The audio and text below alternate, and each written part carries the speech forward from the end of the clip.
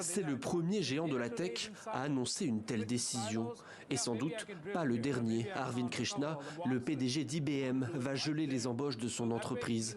Il veut remplacer dans les prochaines années environ 7800 employés par des programmes d'intelligence artificielle. Une décision inédite qui pourrait donner des idées à d'autres entreprises. Depuis quelques années, les recherches sur l'intelligence artificielle connaissent un développement fulgurant. On la retrouve dans tous les pans de nos sociétés, à tel point que certains pionniers, comme Geoffrey Hinton, tirent la sonnette d'alarme. Je suis juste un scientifique qui s'est rendu compte soudainement que ces choses sont en train de devenir plus intelligentes que nous. Je veux alerter les gens pour dire que nous devons réfléchir sérieusement à comment nous pouvons empêcher ces choses de prendre le contrôle sur nous, et ça va être dur. Quand les robots remplacent les humains, ce scénario, à la base des plus grandes œuvres de science-fiction, semble se rapprocher d'année en année de notre réalité. Et Geoffrey Hinton n'est pas le seul à alerter l'opinion. Dans une lettre ouverte, des centaines d'experts, dont certains grands patrons de la tech, comme Elon Musk, réclament une pause de 6 mois dans le développement des intelligences artificielles. Ils craignent une course incontrôlée et évoquent même des risques majeurs pour l'humanité.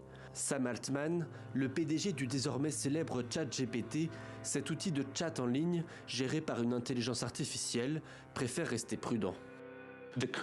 Les systèmes d'intelligence artificielle sont encore un peu faibles par rapport à ce qu'il est possible de créer. Les sortir maintenant quand les enjeux sont encore assez bas, en apprendre autant qu'on peut, je pense que c'est comme ça qu'on évite les scénarios les plus dangereux.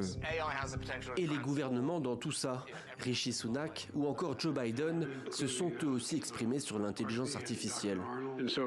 Les entreprises de la tech ont une responsabilité de rendre sans danger leurs produits avant de les rendre publics. Nous avons déjà vu les dégâts que peuvent faire des technologies puissantes comme les réseaux sociaux sans les protections adéquates. Mais cela sera-t-il suffisant? Est-il encore possible d'arrêter ou ralentir le développement des intelligences artificielles? Les questions sont nombreuses et l'histoire a montré que révolution ne rime pas forcément avec progrès. En attendant, cette artiste américaine préfère en rire. Elle a créé cette exposition entièrement dédiée à l'intelligence artificielle, avec à l'entrée, sur le mur, cette phrase bien visible: « Désolé d'avoir tué l'essentiel de l'humanité ».